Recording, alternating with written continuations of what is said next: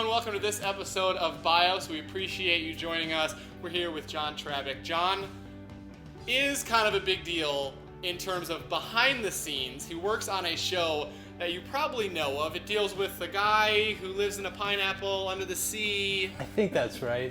SpongeBob SquarePants? Something like that, yeah, SpongeBob. Maybe you've heard of that show, folks. And he is one of 3 storyboard artists. That is the first line of defense to what you actually see on your TV screens. Is it a fun job every day? You get to go in, you work with SpongeBob? It's a dream come true. It actually is, yeah. You have a son who is how old? He's 6 years old. For him, having a dad who works on SpongeBob.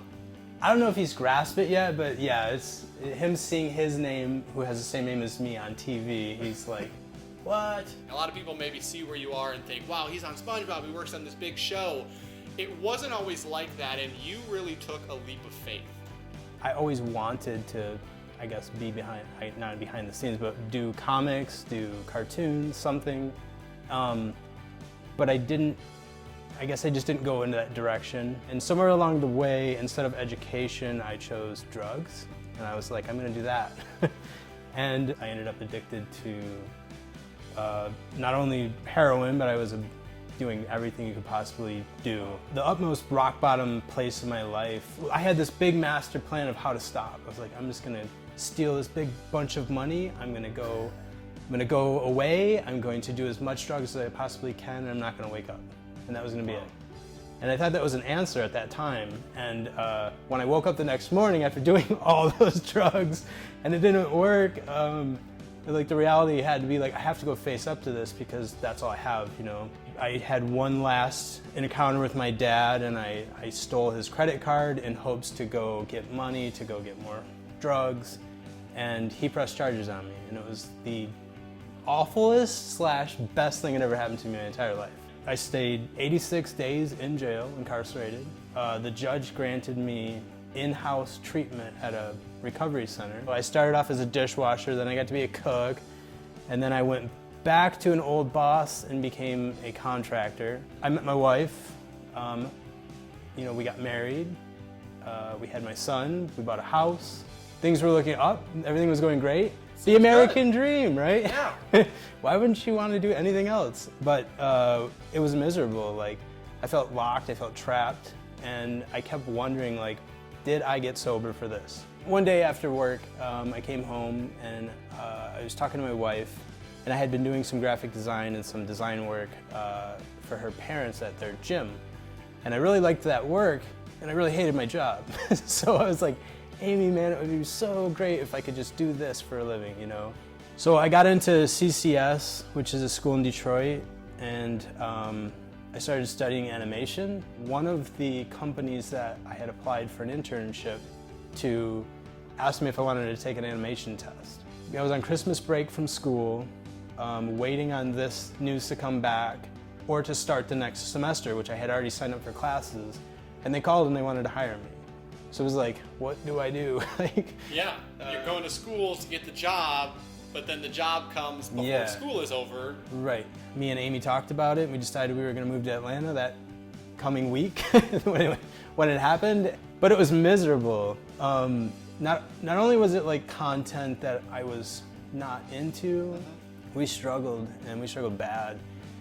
Not only just financially, but like, did we make the right choice? So I started hitting back the applications. I started applying everywhere. I must have applied like, 120 applications, wow. Like just nonstop, anything. At this point, just shotgunning them out. Yes. I started networking with some friends, and it turns out that Nickelodeon had just greenlit this new show.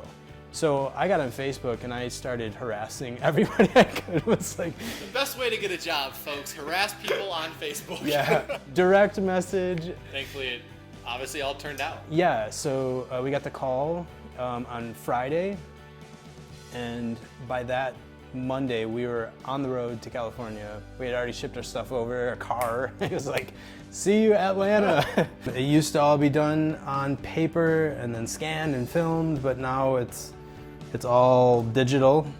SpongeBob comes whipping through like, meh, cool. To hear your story of, like you said, you didn't start out doing this, you had so many opportunities where you easily just could have given up and you just kept pushing.